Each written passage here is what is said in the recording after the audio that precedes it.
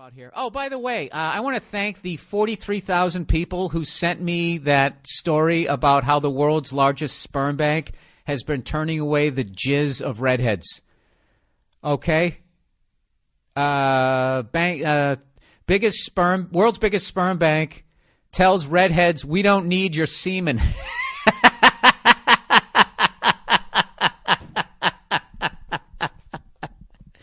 You know how fucking degrading that is? You're showing up to jerk off into a Dixie cup and they turn you away like, nah, that's all right. That's like telling a stripper to put her clothes back on. It's fucking horrific. You know, but for some reason, like, people think that affects my life. It doesn't. All right? They turn away a lot of fucking people. Okay? If you got different shit in your family, they turn you away. And not to mention, I got to tell you, as a guy, that story has no effect on you, okay, as far as your jizz. I guess, yeah, I can't sell my jizz to a sperm bank. I mean, what sort of financial fucking crisis am I going to be in where I'm going down to a Dwayne Reed stealing lube and then limping into a sperm bank to fucking shoot something into a goddamn graduated cylinder? You know? Really? I can't fucking do that?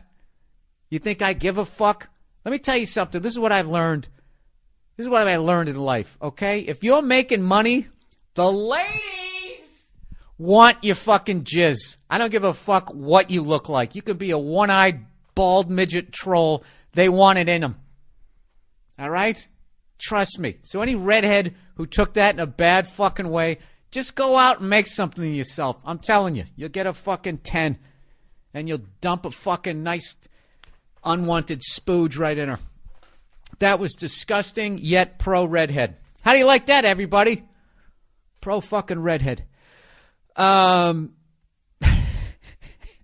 just love how many people sent me that story. Like, I swear to God, I said 40,000, but it had to at least be 100. And that's one of the things that I love about the internet, and I hate it at the same time. Because the internet, I swear to God, allows adults to act the same way you acted when you were in, like, kindergarten or first grade on the playground, where you were just completely uninhibited and you were mean. Remember that shit? You just walk up to somebody and be like, I don't like your face, right? You could just be that. And then when you get older, you still think that. You're sitting there in the boardroom going, look at this guy with his fucking face, his stupid fucking tie, right? You think childish shit, but because you're older and mature, you don't say it. You know? Because, you know, you got debt and you don't want to get fired. Oh, he's doing a great job. And they told the boss you didn't like his face. That'd be hilarious. Why did you get fired from your last job? You know, and you have to tell him some childish shit like that. Well, the great thing is about the internet is it allows you to tap back into that part of you. You know? And then debunk the fucking myth that when you become an adult, you still don't think those thoughts that you did when you were in first grade because you're older and mature. You still think them. You just programmed not to fucking say them. So, I don't know. At first, I was like, what the fuck? And then by the time the 11th person sent it to me, and then actually this story broke like 2 weeks ago. And like 2 weeks in, as people are still sending me this story, that's what made me find the internet fucking hilarious. The fact that somebody's going to listen to this podcast and then send it to me on Twitter after it, that's like that. That's literally that. I don't like your face, na shit. That's just, it's fucking childish and 99.9. It's just fucking hilarious. Can anybody explain? I think that's why, or maybe it's because guys are childish. Why I think guys are so funny is because we have the fucking maturity level. I don't give a fuck what we're doing in our lives, how much responsibility we have, how much money we're making, how good a husband or a father or anything like that we are. We're still immature as hell. Unless you're just a fucking boring douche anyways. The fuck do I know, huh? What do I know? The world doesn't want my sperm. Why would you listen to me?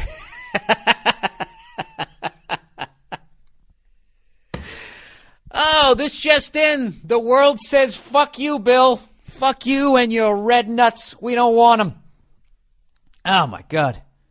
How much of an egomaniac am I that doesn't even bug me, that I actually find it funny? The world just said no to me, and I still feel good about myself. What kind of a man has an ego to that level? I'll tell you, the kind of man who has the balls to do a podcast by himself, who actually thinks he's fucking interesting for an hour. Oh, gee, yeah. You know what? I think I was a little too mean on the fatties. I did what everybody does. I judge fatties the way the world judged my sperm. You know, see, people, this is why. This is why my podcast is so mean. This is why I don't give a shit about other people's feelings. This is why I say, cry me a fucking river. I don't give a... The world just said no to my jizz. The fucking world. There's people out there. Okay? They're shitting on the side of the road after they fucking, skip out of a bamboo hut. Okay? I come up with my jizz. I'm all set. I'm going to wait for something better.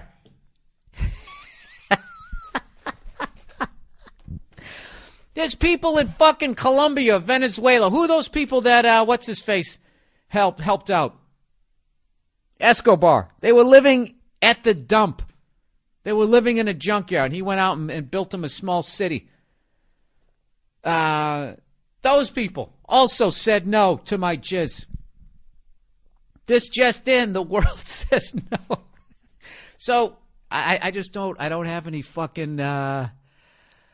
I just don't have any sympathy.